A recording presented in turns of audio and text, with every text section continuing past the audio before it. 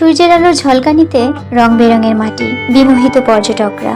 দুর্গাপুরের নীলপানিতে ঢুকতে পর্যটকদের ভিড়। বাংলাদেশ ষড়ঋতুর দেশ। প্রতি 2 মাস পর পর পালাবদল হয় এই ঋতু। সেই ক্ষেত্রে পঞ্চম ঋতু হয়ে শীতকাল আসে পৌষ ও মাঘ মাসে। প্রতিটি ঋতুর মতোই শীতকাল তার নিজস্ব রূপ ও বৈশিষ্ট্য নিয়ে হাজির হয়। হেমন্তের সোনালি ডানায় ভর করে আসা শীতের কথা স্মরণ করলেই চোখের সামনে ভেসে আসে কুয়াশার চাদরে ঢাকা চারপাশ।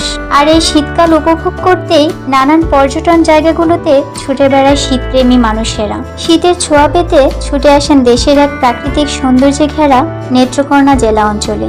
শীতের আগমনে এই জেলার দুর্গাপুর অঞ্চলে পর্যায়ক্রমে বেড়েই চলেছে পর্যটকদের সমাগম।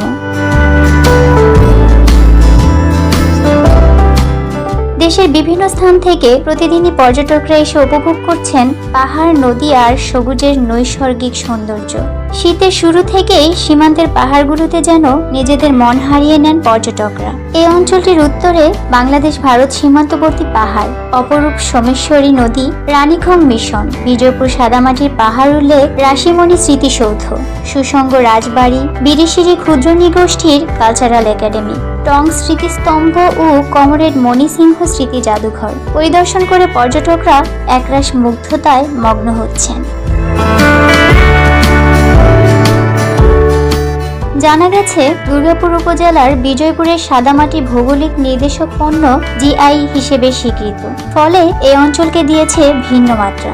বিজয়পুরের সাদামাটি খনিজ প্রকল্প এলাকায় রং বেরঙের মাটির স্তর থাকায় পাহাড়ের ওপর রোদ পড়লে যে সৌন্দর্য ফুটে ওঠে তাতে যে কেউ বিমোহিত হবেন। এমনকি এখানের খনন এলাকাগুলোতে সৃষ্ট লেকের নীল পানি সবাইকে মুগ্ধ করে।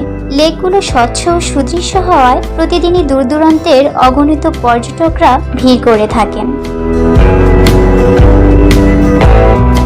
ভ্রমণ পিপাসুদের জন্য এক চিরচেনা নাম সোমেশ্বরী নদী। নদীটি ভারতের মেঘালয় রাজ্যের বাগমারা বাজার হয়ে স্থানীয় রানীক্ষং পাহাড়ের পাশ দিয়ে বাংলাদেশে প্রবেশ করেছে।